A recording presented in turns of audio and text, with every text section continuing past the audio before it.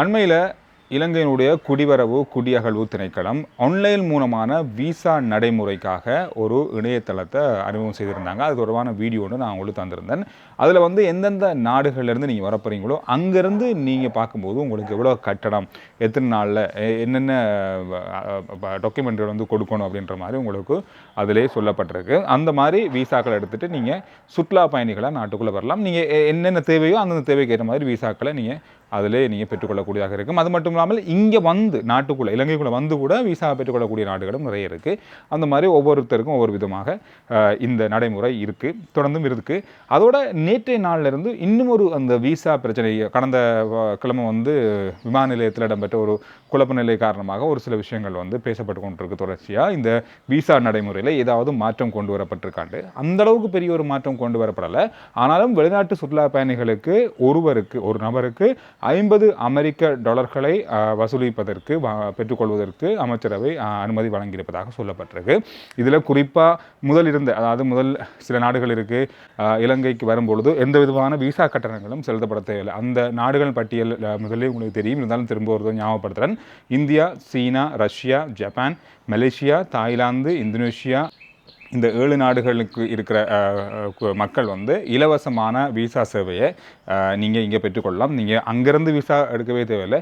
இலங்கையினுடைய விமான நிலையத்துக்கு வந்து கட்நாயக்க விமான நிலையத்தில் வந்து நீங்கள் உங்களுடைய விசாக்களை இங்கேயே பெற்றுக்கொள்ளக்கூடியதாக இருக்கும். இதுக்கு வந்து எந்த விதமான கட்டணம், இந்த 7 நாடுகளுக்கும் எந்த விதமான கட்டணங்களும் இல்லை.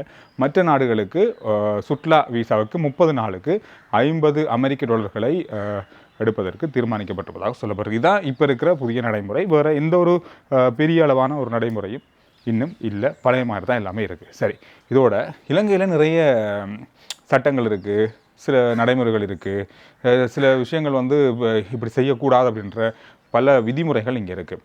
நாடாளுமன்ற உறுப்பினராக இருக்கிற ஒருத்தர் இன்னும் ஒரு நாட்டினுடைய பிரஜையாக இருக்கக்கூடாது. இன்னும் ஒரு நாட்டு டுவல் சிட்டிசன் சொல்லுவாங்க. இலங்கையிலையும் அவங்க இருக்கலாம், இன்னொரு நாட்டிலையும் இருக்கலாம். 2 நாட்டுக்கும் இடையிலான 2 குடி பதிவு இருக்கும், அதாவது சிட்டிசன் இருக்கும். அப்படியானவங்க வந்து நாடாளுமன்றத்தில் இருக்க முடியாது அப்படின்றது ஒரு முக்கியமான விதிமுறை. அந்த விதிமுறையை மீறினா அந்த நாடாளுமன்ற உறுப்புரிமை பறிக்கப்படும்.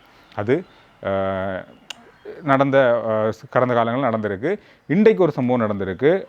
பாராளுமன்ற உறுப்பினர் டயானா கமகே அவர்கள் அவருடைய பாராளுமன்ற உறுப்புரிமை வந்து ரத்து செய்யப்பட்டிருக்கு. காரணம்னு சொன்னால் அவருக்கு எதிராக இந்த மாதிரி அவர் பிரித்தானிய குடி உரிமை பெற்ற ஒருத்தர் இங்கே பாராளுமன்ற உறுப்பினராக இருக்கார்.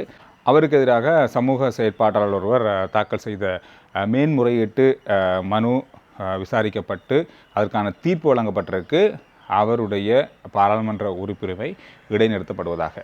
காரணம்னா அவங்க வந்து பிரித்தானிய பிரஜை. நிறைய பேர் கேட்பீங்க, அவங்க மட்டும்தான்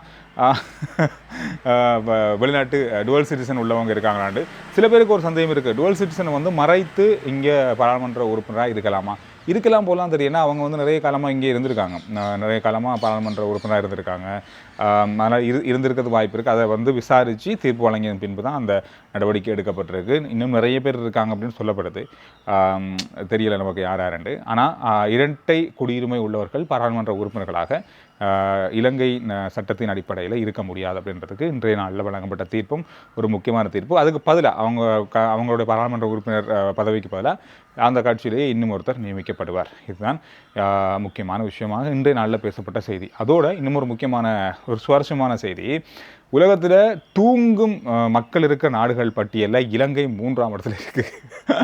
இந்த செய்தி வந்து இன்றைய நாளில் பார்க்க கிடச்சது, இணையதளத்தில் பார்க்க கிடச்சது.